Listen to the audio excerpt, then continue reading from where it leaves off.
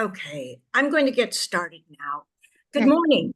My name is Donna Reiner, and I am on the board of the Arizona Preservation Foundation, one of the co-sponsors of this Preservation in Place series. The Arizona Preservation Foundation was founded in 1979, and we have worked tirelessly since that time with local, state, and national partners to promote and protect Arizona's historic resources. We invite you to look at our website, Instagram, Facebook, LinkedIn, and YouTube so that you can see some of the other things that we are involved in. One of our major activities each year, besides doing this webinar series, is we help organize the Arizona Historic Preservation Conference and the Governor's Heritage Preservation Honor Awards. So without further ado, I would like you to know that we are recording this presentation. It will be up on our YouTube station or channel, and you can see that. We will let you know when that occurs. There are also other recorded webinars which you may be interested in viewing, and because it's a topic that you've wanted to know more about. So today's speaker is Andrea Mauk. I met her several years ago when she wanted to volunteer at one of our preservation conferences. And since that time, we have maintained contact. She is a graduate student at the University of Southern California. And although she does not currently live in Arizona, her heart, I think, remains here, especially in the mining communities. So with that, Andrea, welcome, and it's all yours. Oh, one more thing. We will have, if you have questions, please put them in the chat, and then we will have a Q&A at the end. Thank you. Thank you, Donna, and thank you for having me. I should have probably retitled this because since I made this presentation, things just keep happening so fast. So it should say through story maps and social media and documentary and um disassembling houses. So we're going to be looking at simple tools and simple social media, things that anybody can use as far as technology in order to help preserve places. But at the same time, we're going to be looking at some projects that are pretty complex. So it's really important to preserve everything about a project, and I'll get more into that as we go. So we're going to be traveling a little bit virtually, and I'm going to start us out.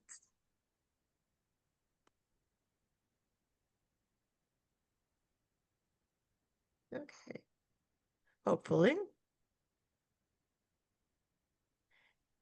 in Philadelphia.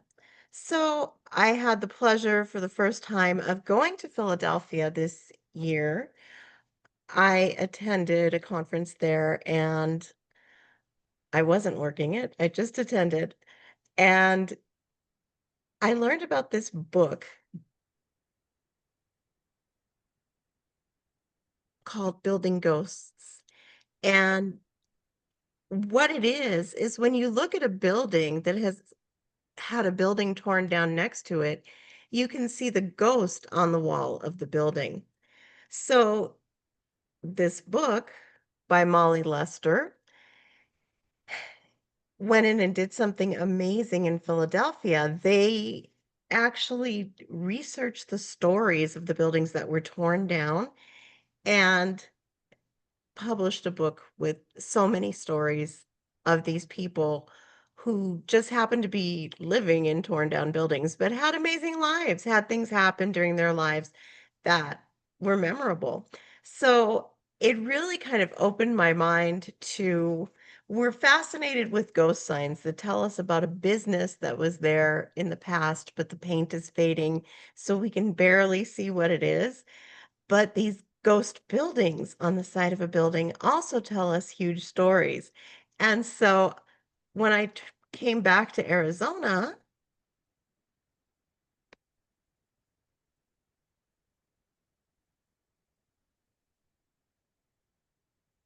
let me see if I can get this to advance. There we go.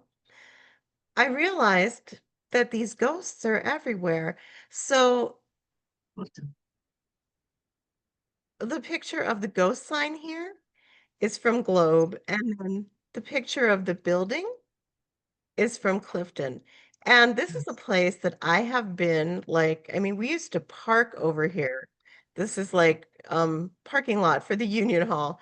And so I was there all the time and I never really noticed this, but the building was a theater.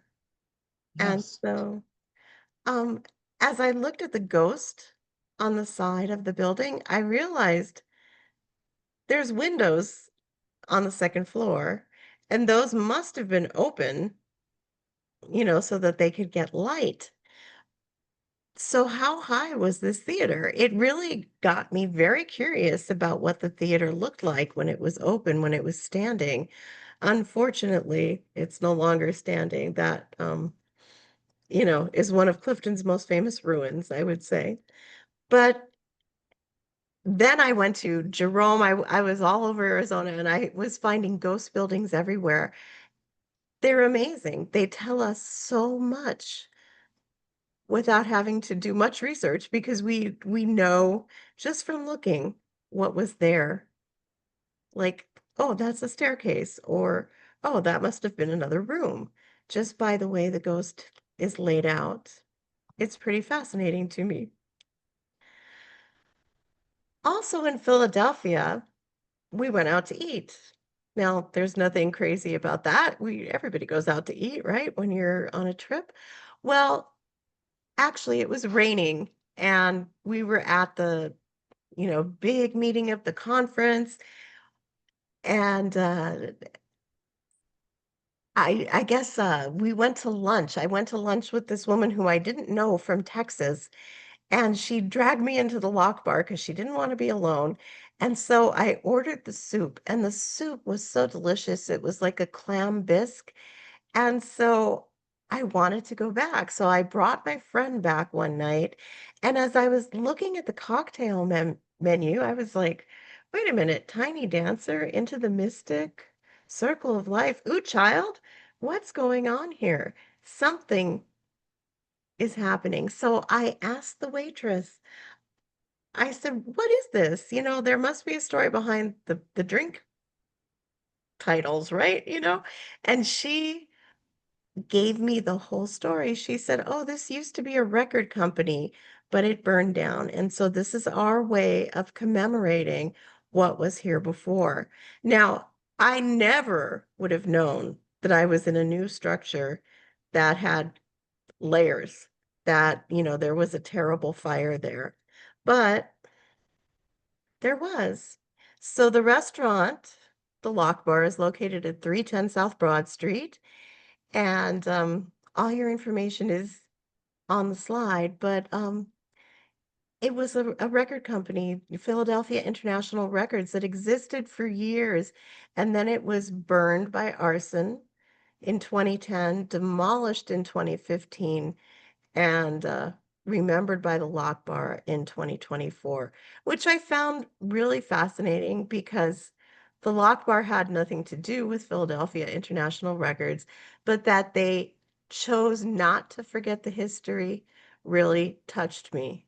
It was just something that I was so kind of blown away by, like, oh, this is what I do for a living. I want to remember things. And here is this restaurant, you know, just giving this place that was here before a voice. But change is inevitable, and it is becoming more and more inevitable, let me say. This is the Palisades business block in Pacific Palisades, It is our Los Angeles Historic Cultural Monument, number 276, a beautiful building. On the front, it housed a Starbucks and a Bank of America, and on the back, there were restaurants and shops. And it burned, but the facade is still there. So, what they've done is they've come up with a way that it can be a monument in a park because, of course, we can't do facadism. It's just our tenets and rules that we live by that we can't do that. We have to make something new. And in this case, I think it's a very big shame because it's in the center of town and there were thriving businesses there. And there was one waiter that was working at a restaurant called Cafe Vita. He had been at that restaurant for I don't know how long. And before that, he had been at the deli up in the village of Pacific Palisades. He knows every kid who was born since he's been working there, by name, by heart, and everybody knows him. And they're like, Albie, Albie. And he lost his job because there's no more restaurant. And so I, in a way, feel that the building should be put back because it was the center of town. There's no way that anything can be replaced completely and identical to how it was, but it's very convenient real estate in the Palisades and very beloved real estate in the Palisades. And so before we let our rules of preservation guide us into creating a monument out of this, maybe it should be rebuilt somehow and used in a more productive way. There's a there's a lot of parks and even a beach in Pacific Palisades. So, all right. So now we're in Altadena. Oh no, we're not. We're in the Palisades. Sorry. Even I'm getting confused. So, the House Museum is an organization that is going in and they're saving the chimneys. So, they are deconstructing the chimneys and they're cataloging the parts.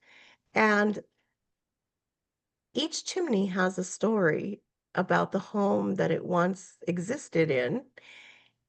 And they're collecting those stories. And then when the people rebuild, they will be able to put their chimney back and they will be able to have their story recorded. Now we are in Altadena. So, one of the most fascinating things that has happened from this fire is that an architecture firm called Givning and the Los Angeles Conservancy, some of you may know Adrian Scott Fine, had an idea that, Los Angeles is being redeveloped very rapidly and they're building for density. So there's a lot of little bungalows that are being demolished so they can put up big apartment boxes. And everybody's mad about it, and we don't like it. But what an amazing solution that Adrian Scott Fine had. So, oops, I want to go back one. Um, no- so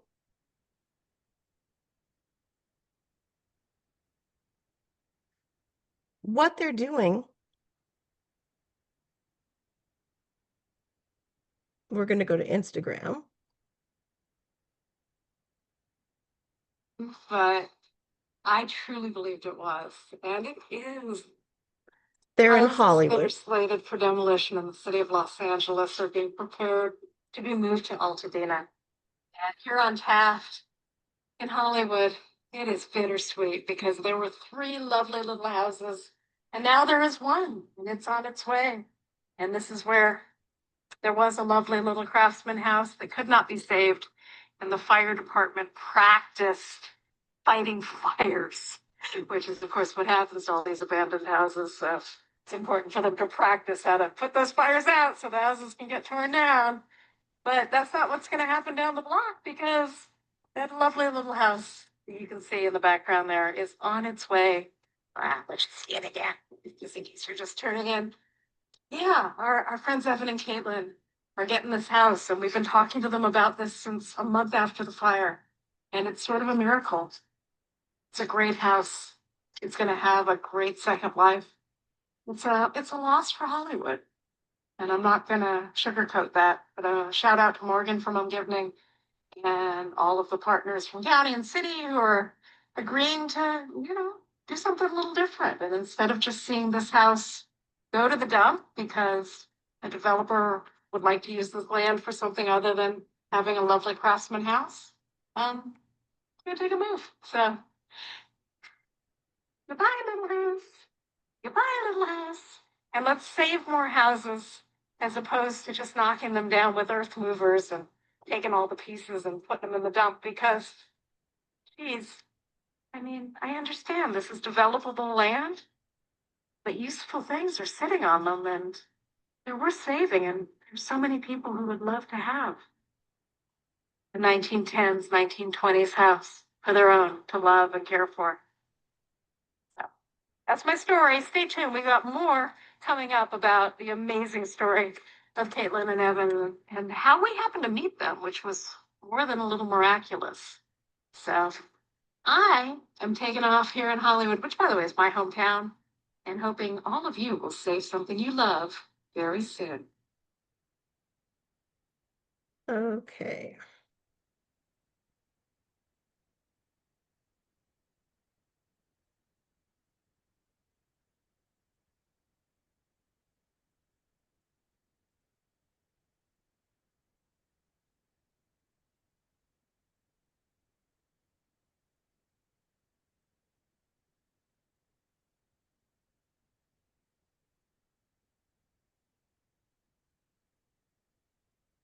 Oops, now I gotta get back to my screen.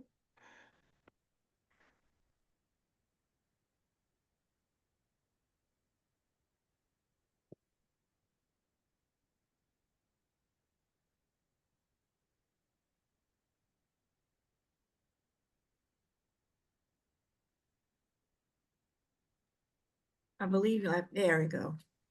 Yeah, I'm gonna start the share again.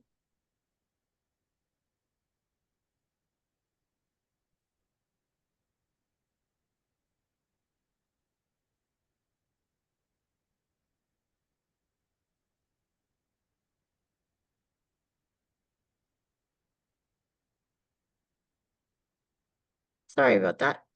All right.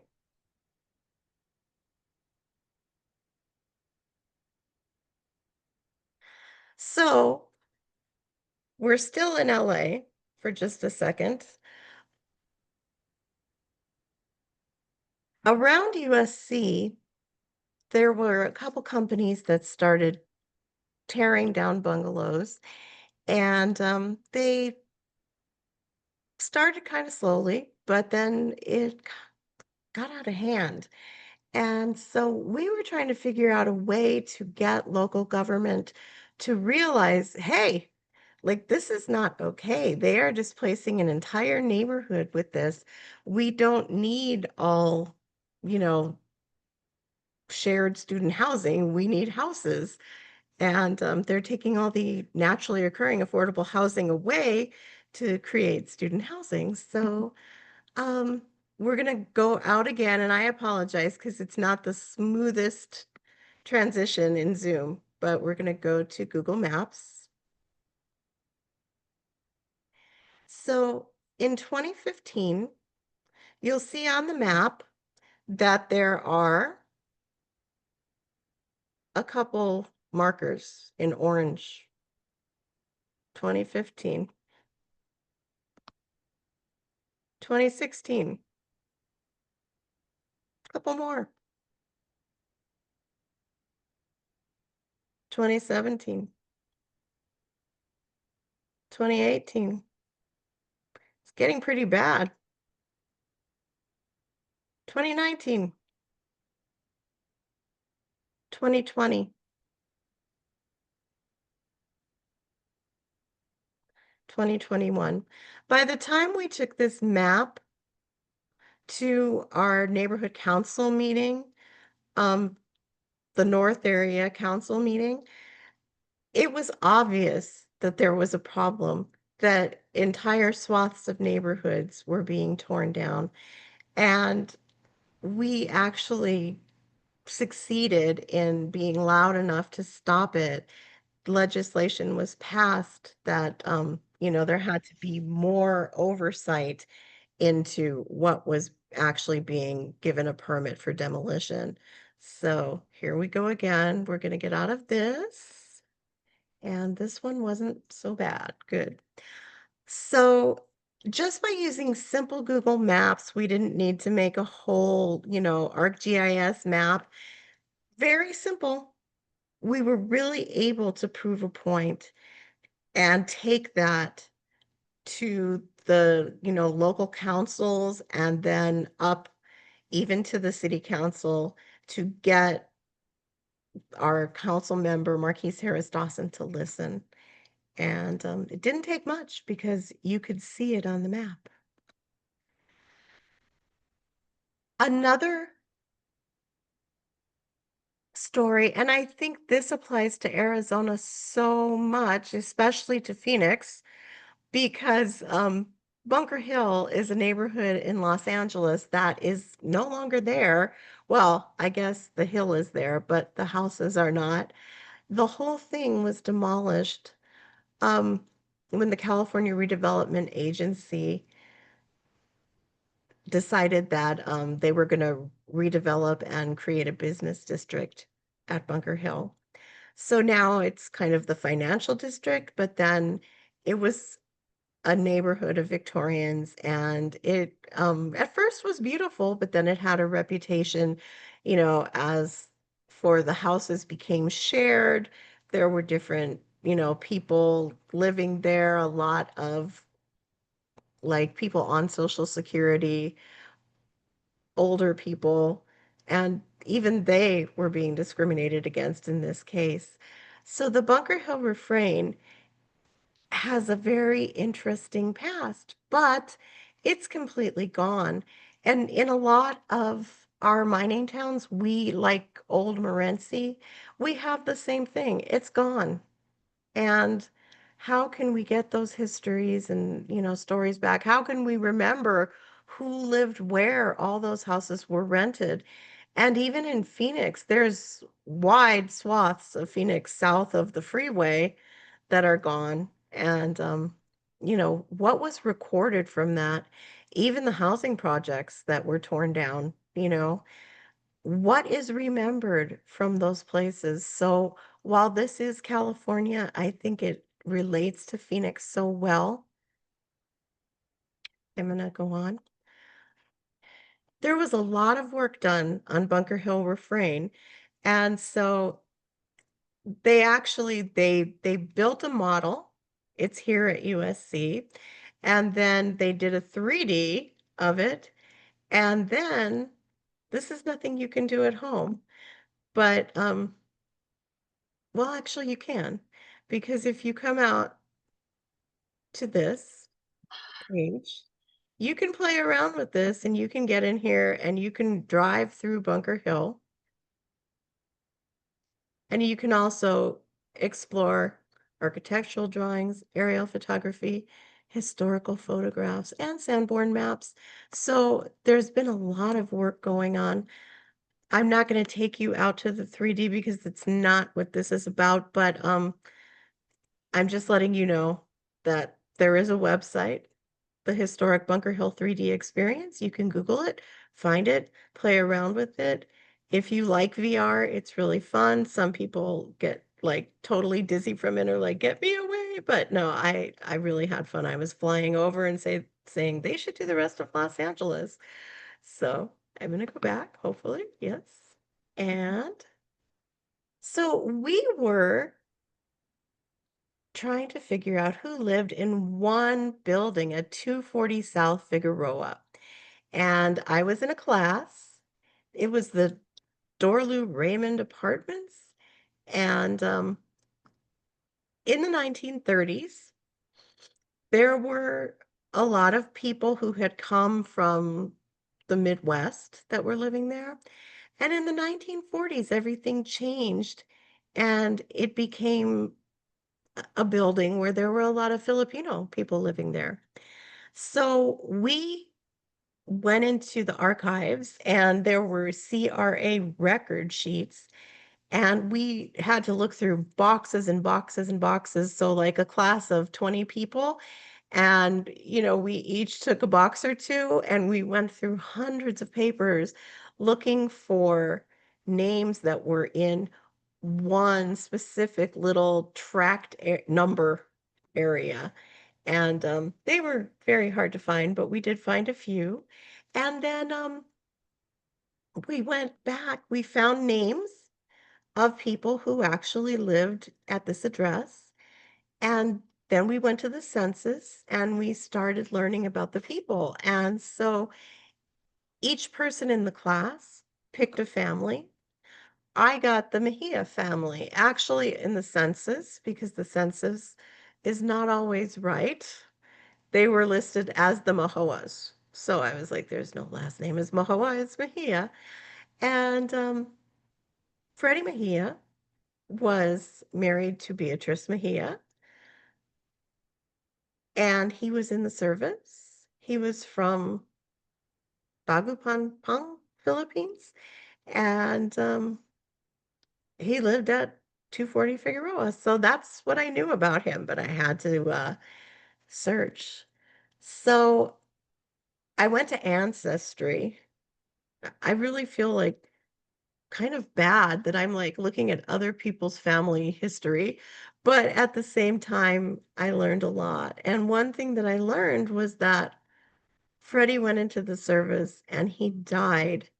And the reason that he died, that was written on the report, was so baffling that I was like, I don't know whether to laugh or cry. And then I brought my professor over to my table and I showed her, and she had the same reaction. The death report from the Navy says that he was chasing a ball and he went to retrieve it and jumped overboard, which is very hard to believe. So that really motivated my research to find out what happened to Freddie Mejia. Unfortunately, I cannot show you Frantically Seeking Freddie because ArcGIS migrated their free site into another site. And although I was told that this would still exist, it doesn't. It's just the face of it. But I will tell you what I did. So I went through Freddie's life and I tried to reconstruct by using a story map. And it's the coolest thing. And when I'm wealthy enough to pay for full ArcGIS, maybe I'll get it back. But I went to his hometown and I listened to their music and I put that up on my story map. And then I went through, joining the Navy. What did it take? And I put everything that was available into the story map. And then when Freddie left, I'm like, well, what happened to his wife? And he had 2 kids.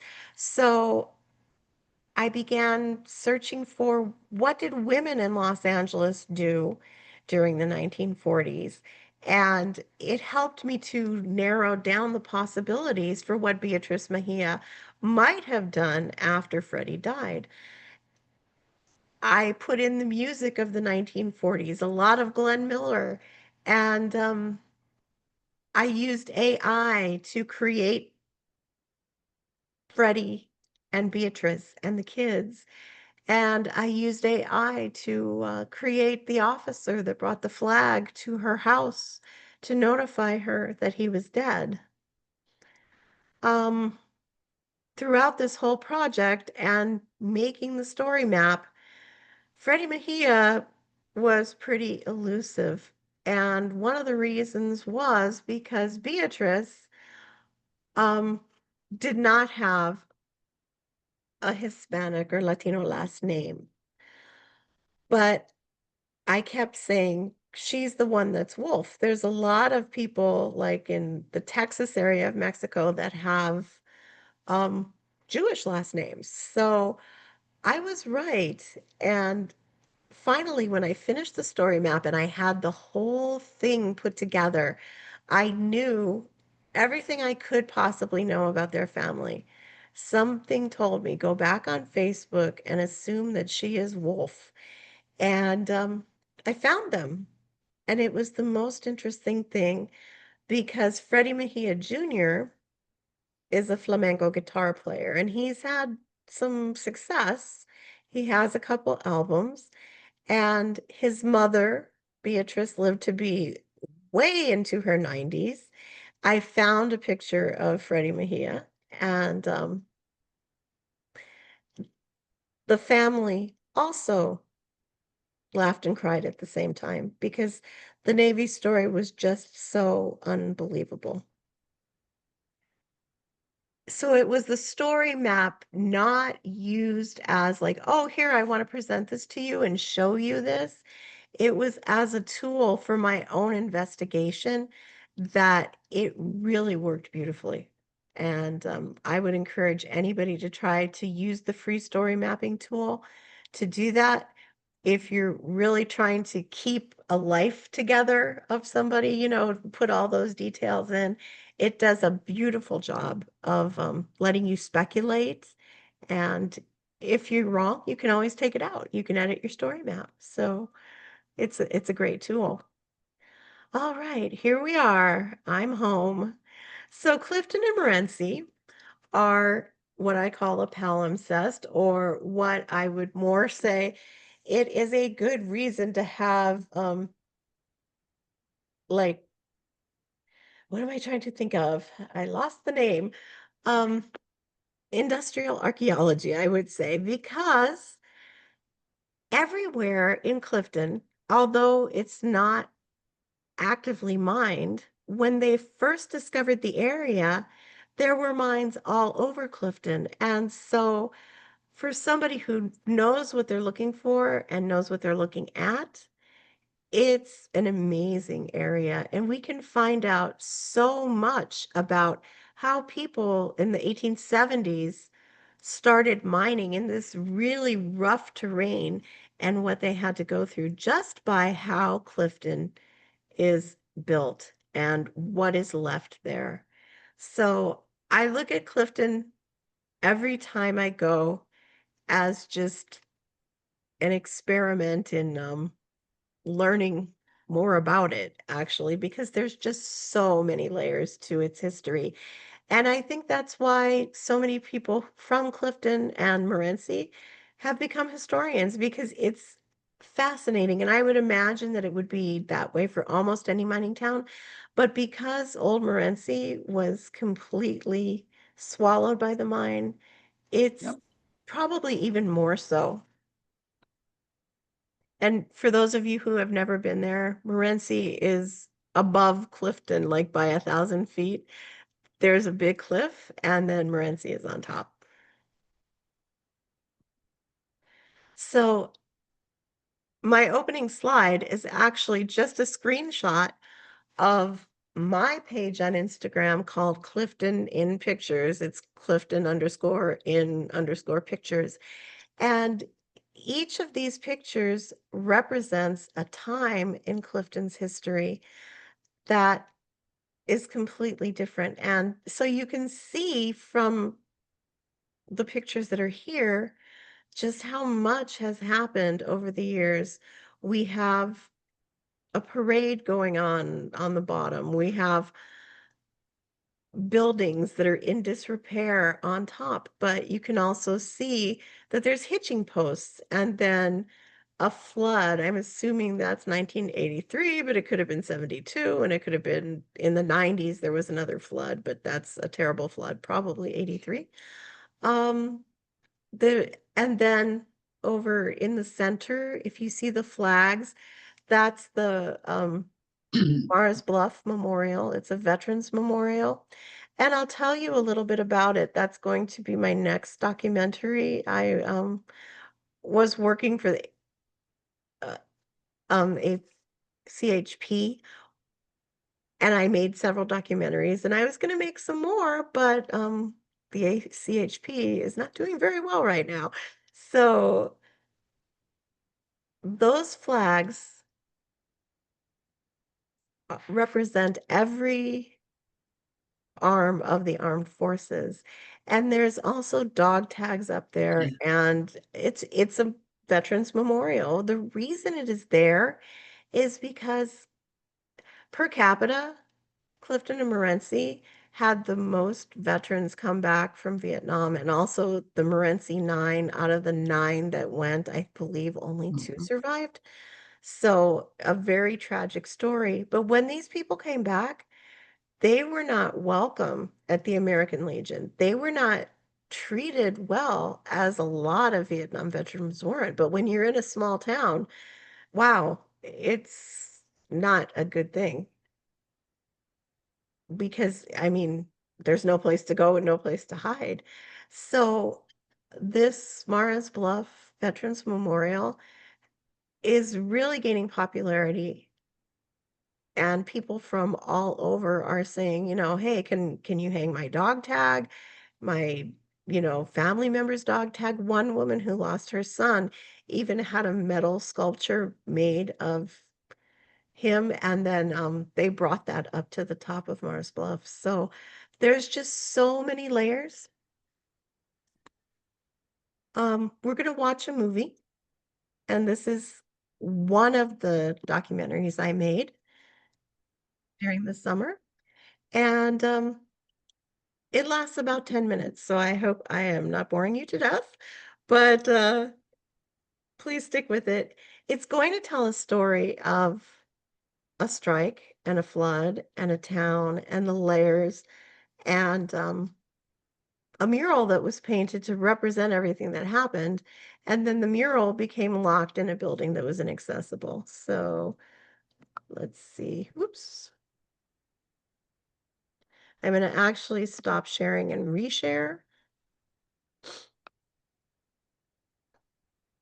And while we're looking, I'll take you to, this is Bobby Nochevsky's remembrance of a place in Clifton that was destroyed by the flood, where he grew up.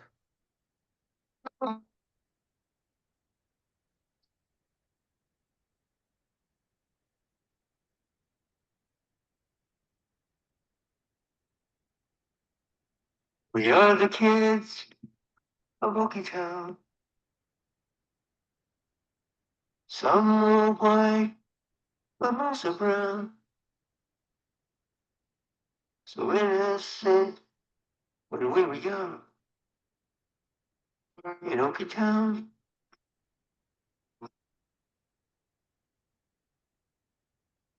Well, times were hard, but we were tough.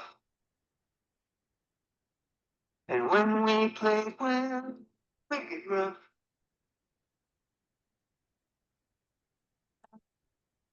But we just couldn't quite get enough of Okie Town.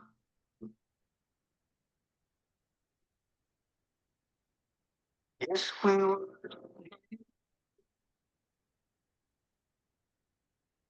We couldn't drown.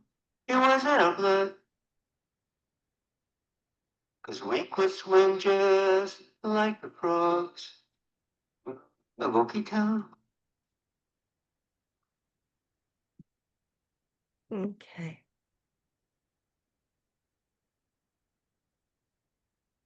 Thousands of workers of Mexican descent during the Great Depression.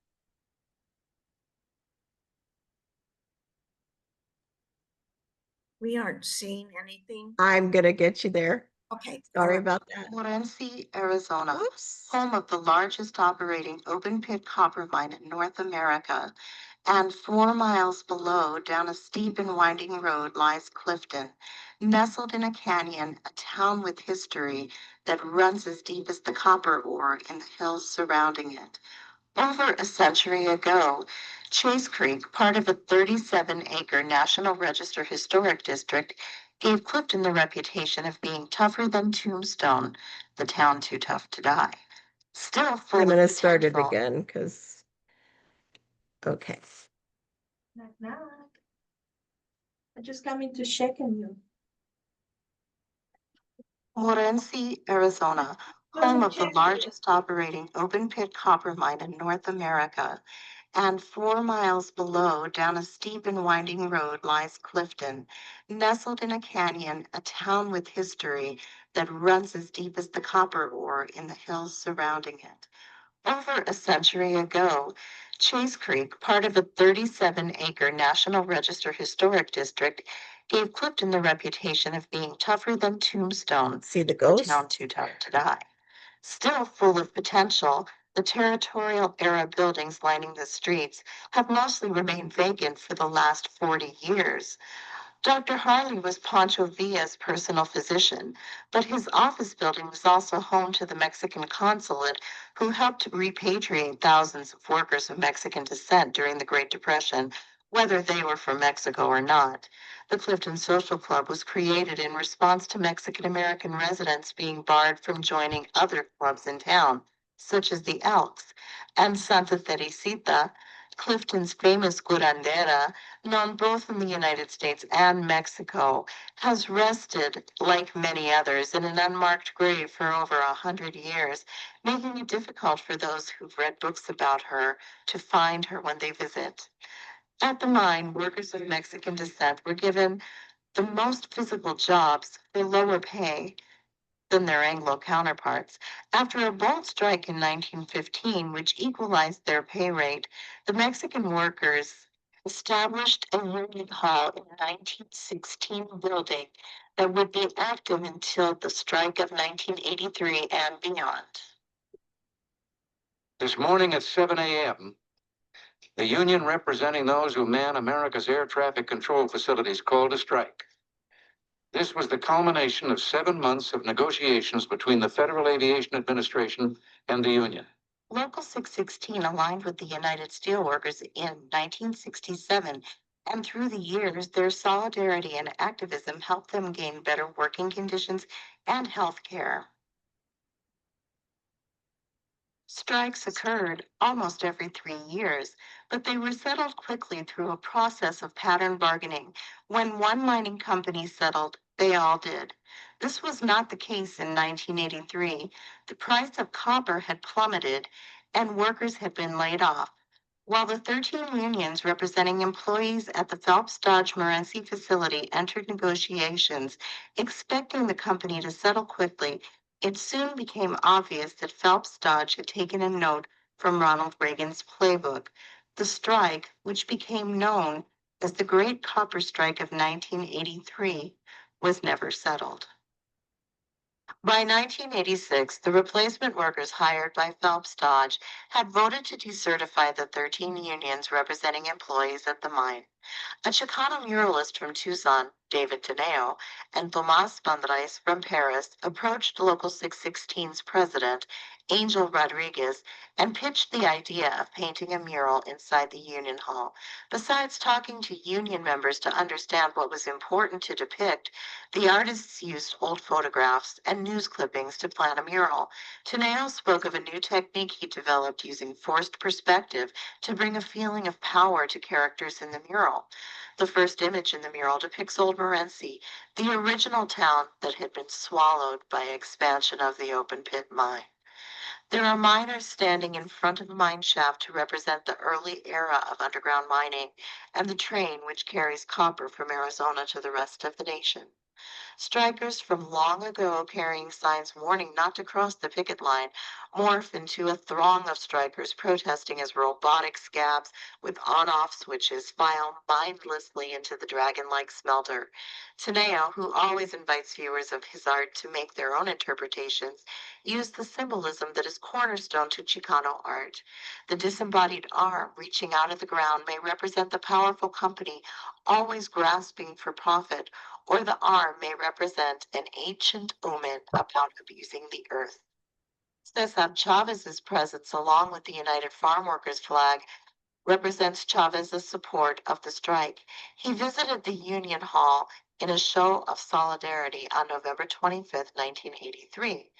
The center of the mural features a female and male copper striker who, with amazing strength, are pulling the chains which will break the symbolic copper collar, an institutionalized brand of separation and discrimination used by the copper companies of Arizona against Mexican American miners and their families.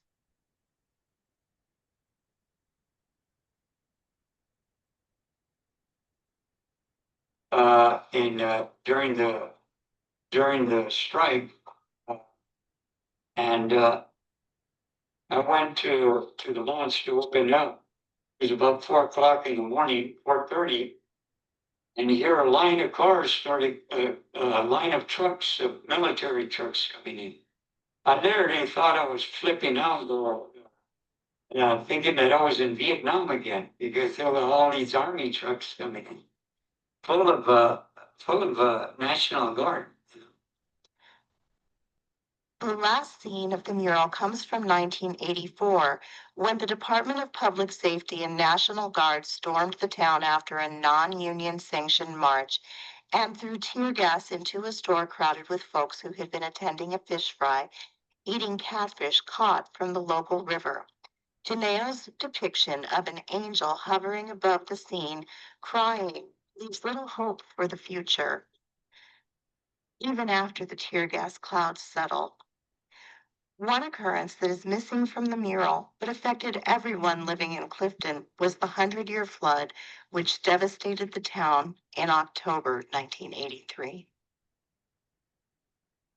So that changed Clifton and Morenci forever, really, because the flood itself, it destroyed a lot of houses, a lot of businesses, and then the fact that it was the strike, people had to leave town to get to make a livelihood for their family. So that changed everything for Clifton and Morenci. A lot of the old timers, or I call them old timers, the people that I grew up with, they left town, went to other cities, and made their homes there. The buildings of Chase Creek languished. You know, the house is kept up. He really saw like Clifton becoming like almost like an artist community. But, you know, like kind of like Tubac. But the thing is, you know, because we're so far off the beaten path, you know, you pretty much have to want to go to Clifton. But that was his vision. Basically bring back Clifton the way it was back like during the 50s and 60s when he was growing up and seeing that business district going on.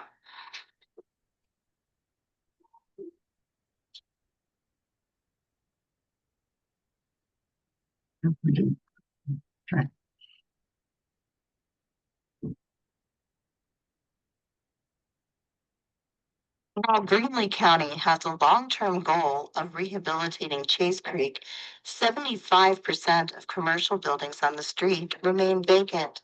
Many are owned by absentee owners who have not maintained their historic properties. The town of Clifton has restored a few buildings, but it is slow going. A major effort is needed, expertise and grant money, so that Clifton will have a second industry, tourism, before the mine runs out of copper. It is still kind of sad to see how much the company or how much the copper mine has taken over and how much land is being lost. Because even driving up to what used to be the lookout, no longer the lookout no more, and you can see how much the mine has taken over.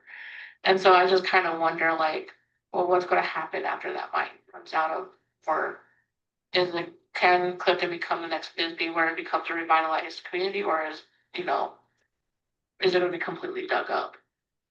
I think that's what my worry is like, what's going to be left behind? And like, is my town going to disappear, or is it still going to be there? The strike mural, which brought much recognition to artist David Thaneo, was locked inside the shuttered Union Hall for the first 25 years after it was painted. 15 years ago, a private party purchased the Union Hall and opened it up for tours so visitors could experience the mural. At this time, we once again find the Union Hall inaccessible. People ask, why should we remember an event that devastated the town and wound up being negative in so many ways? But the strike mural gives presence to the strikers and to their valiant struggle for their jobs and their community. Though many strikers left the area, their families had lived there for generations, and in their hearts, Clifton will always belong to them.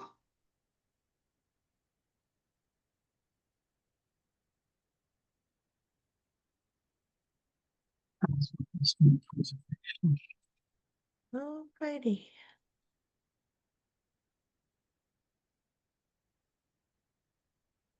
So now I am open for questions, and I guess Margaret, you're running the Q&A. I am running the Q&A. For those who don't know me, I'm Margaret Hengen. I'm Donna's assistant today. There is there's a comment, and please, folks, feel free to put your questions in. Let's start. Looks like Chris Engel mentioned, or is Angel, excuse me, Chris, mentioned that there are actually 2 movie theaters in Clifton, the Royal and the Empire. Yeah. Those were silent films. Giant movie theaters. There is a question from Donna. What app do you recommend to use in making your documentaries? You know, there's so many apps. What I did is I have like a camera, I have a Canon camera. It's not a movie camera. It's just a camera. It does have video capability. So that's what I used. And I recorded, throughout, like I was in Tucson and Clifton, and did the interviews on it. I did that tracking shot down Chase Creek. I just put the camera on I had a rented Jeep, and I just put the camera on the dashboard and just drove really slowly down Chase Creek. And it was really annoying because like every time I would start to do it, somebody would come by and like wave, small town stuff. And so I'd have to start over. But whatever you have available, even if it's your cell phone, you can do it. But the editing part, I did use the Adobe suite. And so I probably used Photoshop to get those pictures that I was using at the right size. And then I, used the whole Adobe suite in order to do it, including Premiere Pro. So I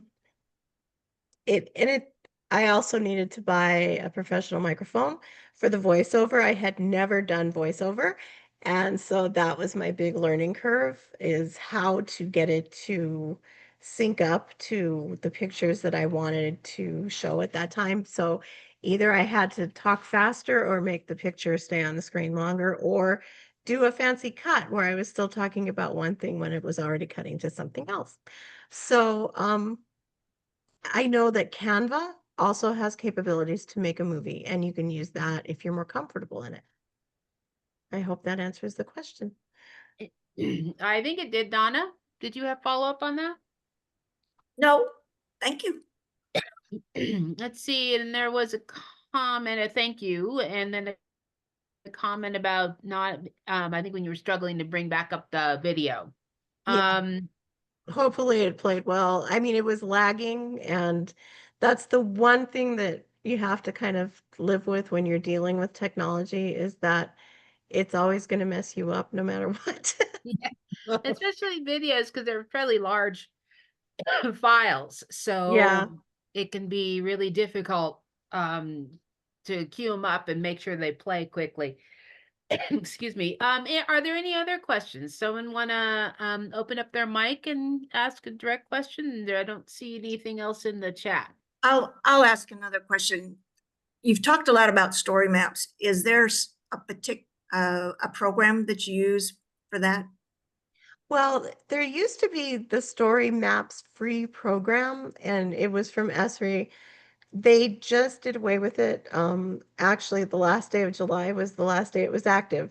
So now they have migrated it to ArcGIS Story Maps. However, I don't think it's free anymore. I don't think it's really free. So I I hate to encourage anybody to use it because you're going to lose your time and your effort and your work.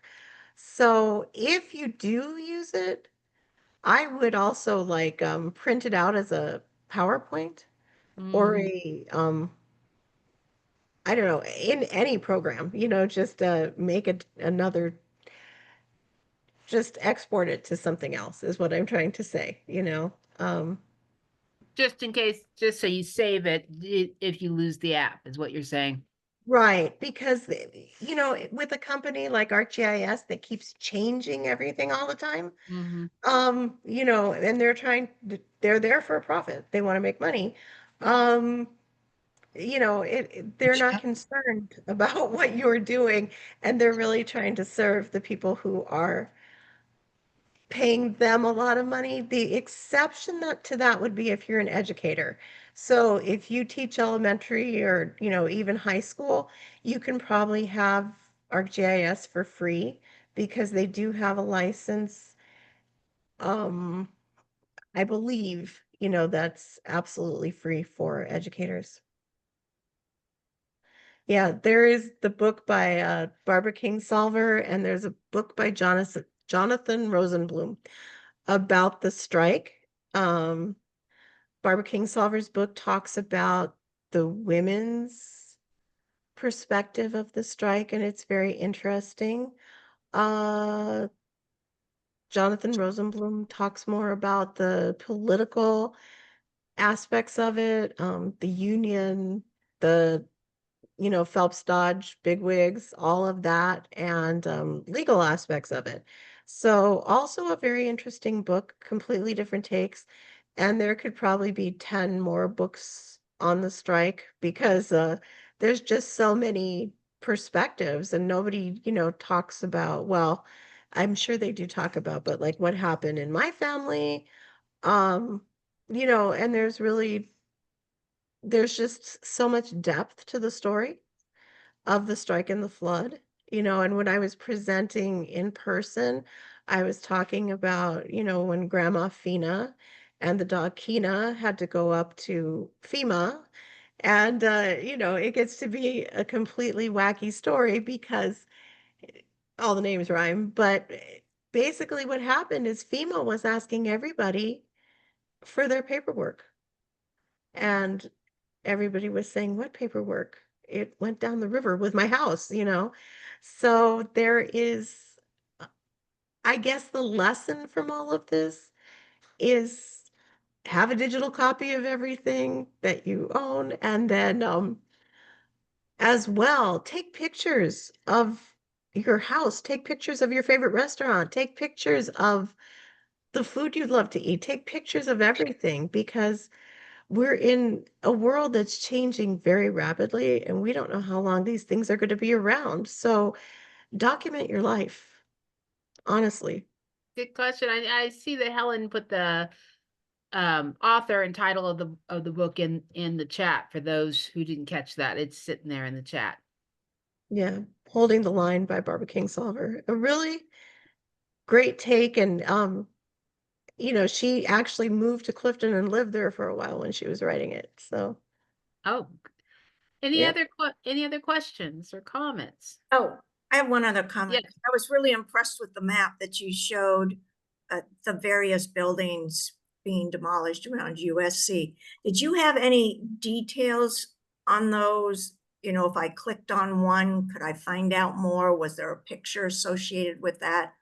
That makes You sense. know, Great question. And no, not yet, but we could do that. And that's why I started with that book out of Philadelphia, The Building Ghosts. because everybody is dealing with that.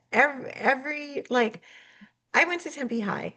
When I came back and drove through Tempe, I was like, what happened? I was just like, and so, I mean, like when I was about 13 years old and I had a high school sweetheart, and we always used to joke about, we're going to get married and live under the Tempe Bridge. And I'm like, I'm not living under that bridge anymore. So just a very different place. And I think that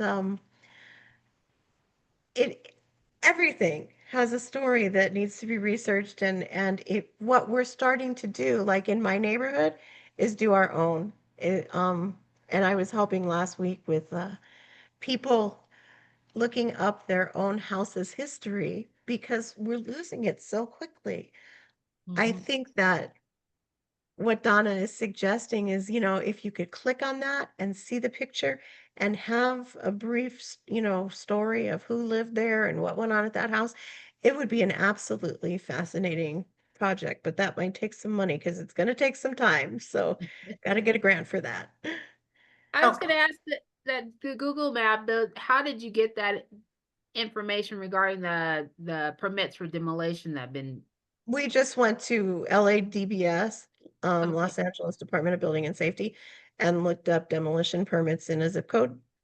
Oh, okay. So then did you enter that into the Google Maps, or was that already a coverage? No, we had to enter each Oh, okay. point, was entered of where the house was. And Okay. yeah, it was just such a devastating thing when, we actually presented that and people were like, oh, and just such a simple way to make a point, it really had impact. Shows the power of maps. Are there Yes. any other questions or comments? Feel free to open your mic. I'm really friendly, so ask me anything. 'Cause I will talk, and I'm glad to talk more about it. Um, Yeah. I actually go ahead. I was gonna say I appreciated your approach. It's very not a linear approach to telling a story, but also depicting history and things. So I really appreciated that. Yeah. I appreciate you saying that, and it may feel a little bit disjointed to people who like the linear, but Mm-hmm. I feel like the way to, connect things and see that we're all going through this together. And, I couldn't get to the Grand Canyon because it happened so recently, but I mean, the same thing that happened to Pacific Palisades and Altadena happened at the Grand Canyon. And it's just like, how, we need to start, preserving our own stories because we're never going to be able to hire professionals to do all of it. And the more we Mm. preserve ourselves, the more we can give to the professionals so that they can do something meaningful with it. Right? I think, Well, Yes. I would argue that preserving your own story is meaningful, but yes. that's you don't need professionals for that. Hi. There's, Yeah, I hi. was, Hi, Chris. I think yes, what she's trying to say is that you give it to professionals who put it in a bigger picture. Oh no, I hear you. Yes. I Yeah. hear you. Chris, you're Um, trying to say something. yes, I was. Um, I just wanted to tell you, I appreciate what you're doing for Clifton especially. I grew up there in the 40s, 30s, 40s, 50s, and 60s. Um, and that comment that you made that we're all becoming historians, because, there's a wonderful little Facebook group that says, you're from Clifton, Morenci, and it's very, very active. Yeah. Um, it's very active, and uh, I love the fact that for instance the Brisbane studio, Mhm. which was a barber shop, as you know, is a very, very beginning, then became the studio and all that sort of stuff. Now it's a marketplace. Oh, it's a B&B. It's now Right. become a B&B, but it's one of the very old buildings that has been protected and restored. You know, Yes. it's been saved. And that was our family business. So we have some interest in that too. Oh, The, wow. I didn't know that that was your family business. My dad owned Riston Studio from the 40s to the 70s. Wow. Yeah. So I'm so glad you're doing this. It's just lovely to just and the homes in South Clifton are all preserved. The Clifton, South Clifton is still very, very well preserved. The homes are there. People live there. It's not. It hasn't been demolished. You know. Yeah, that's actually what I did my thesis about. I was looking at if they did a community land trust, which is where like the land is owned by a nonprofit, and then they buy the houses that or obtain the houses, I shouldn't say buy, obtain the houses that are like falling apart in Clifton, and they start a historic trades apprenticeship to fix Mm, the houses and buildings that mhm. we could basically rehabilitate Clifton where it needs to be rehabilitated without going outside, Yeah. bring people Mm. from the outside. So Well, well, I think that's something that Clifton has been very like we're possessive of our town. We want to keep it. Yeah. And it No. has so much history. And if people come in and they don't understand, it's just, going to be a crying shame. Yeah. I think there's talk that they don't want it to turn into Bisbee. Yeah. They want to keep it authentic. I mean, like the Reardon Hotel has been restored. All of those wonderful places. And I Yeah. have my little Instagram. I don't know if I can still share, but I was gonna share for a second, but let me see.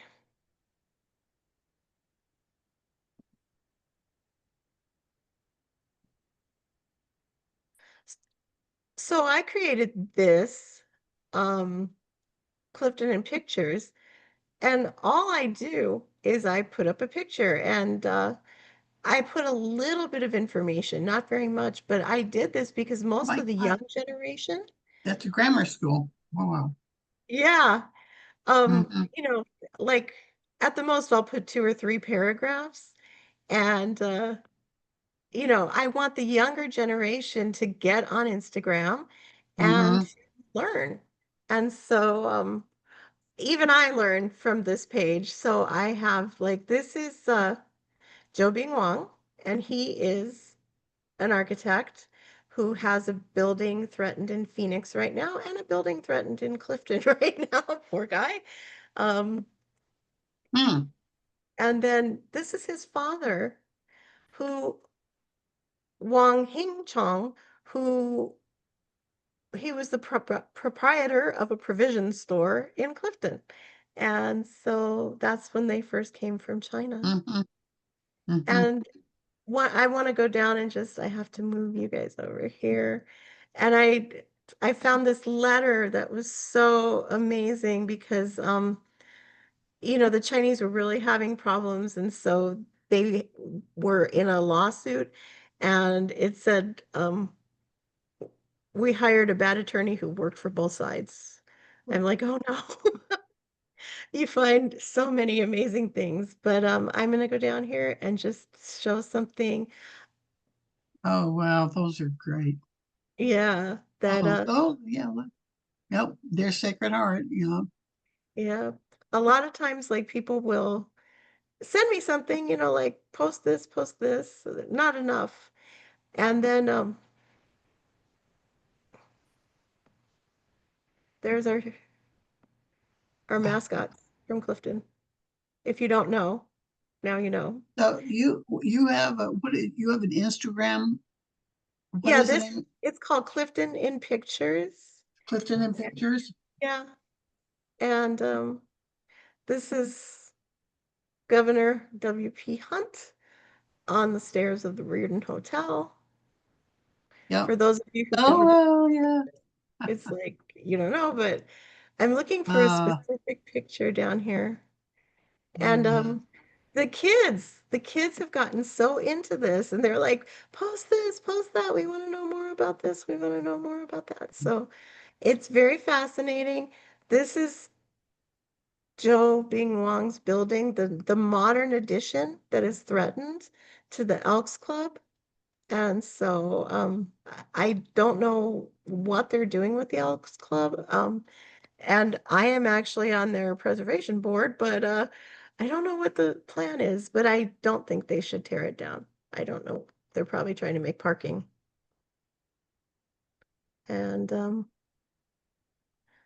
let's see if I can find this one There's picture. Sometimes it jail. gets so. But I encourage people to do this too. Like if you come from a neighborhood, like, okay, Donna and I lived in the same neighborhood in Phoenix, in Coronado neighborhood, and you could do an Instagram page of Coronado and get everybody from Coronado. And then I was playing around with AI over here, and so this is not a real sheep, it's an AI sheep. And I had a lot of fun doing that about Clifton, and catching catfish in the river. I remember when it was like this. So AI is another thing that you can use to create what you don't have a picture of, but be careful with it. I don't totally trust it. And the picture may be too far down to find it, but there's the Elks Club is the building that I'm looking for. And I thought that the original part was original.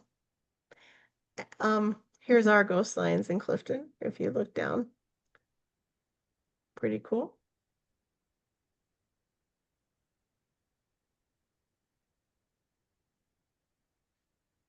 There's your big marketplace. There's the studio. Yeah. Yeah. I am looking for the Elks Club picture. I was amazed. It was remodeled. It looks nothing like it originally looked. I was like, I never would have known it had I not started this Instagram. I have Old Morency up here too. And it's probably too far down and I'm not going to find the picture. But it's start an Instagram of your neighborhood. Get people in there, get people talking. It's a great way to meet people, to make friends, and to collect history. A part of the history that I think has been destroyed is it's not a building, but it's the road that used to go from Clifton up to Morency. Oh, yeah. The very, very first road that it's been buried now, but it was just like a single lane, just about treacherous drive up there, connecting the two towns. Yeah. If if I post everything I find, it doesn't have to be monumental, if it's a part of Clifton, I post it and it's really interesting. I agree with you, Chris. I mean, all of the roads are different now. Like commuting back and forth between Phoenix and Clifton, what happened was that we did it so often, I knew every curve. I could probably drive it with my eyes closed. Now I'm like, it's not the same. My body knows that it's not the same. So, yeah, it's really it becomes pretty important. Yeah. Here's my family. We owned the liquor store that got tear gas. That's the tear gas kid, Jorge. And yeah. And I miss them very much. This is really great. Yeah, so I really encourage everybody to do this because it's just such a great way to collect history. Oh, Potter's Ranch. Oh my gosh. Yeah, I know. B&B, There's so much. now. I'm not going to bore everybody with Clifton for a half an hour, but you get the idea. And it's just very fascinating. This is great. Yeah. Oh, there's the bridge. Those are the new. Oh yeah, there's so much. Yeah. Well, oh my gosh, that was my high school group. Those basketball guys. I saw that in the museum, Greeley County Museum, but those are my basketball team. Yeah. Well, I want to thank you very much, Andrea, for your presentation. And as I previously mentioned, it is recorded and it will be posted on the Arizona Preservation Foundation YouTube channel as soon as we get the link. Well, after we get the link, and then we'll post it. So I hope everybody enjoyed it. And if you have questions, you know, after, or you want to know, like, gee, I have this project I want to work on, and how, like, what could I use to do it? Just contact me. My email is my last name, mauk@usc.edu. So that's the Say easiest. that again, MAUK@USC. usc.edu. Oh, And I can get you on the road to doing your own, you know, preservation project, and I'd love to do it. So okay, well, thank you very much. you're welcome. And thank you everyone for attending. Thank you.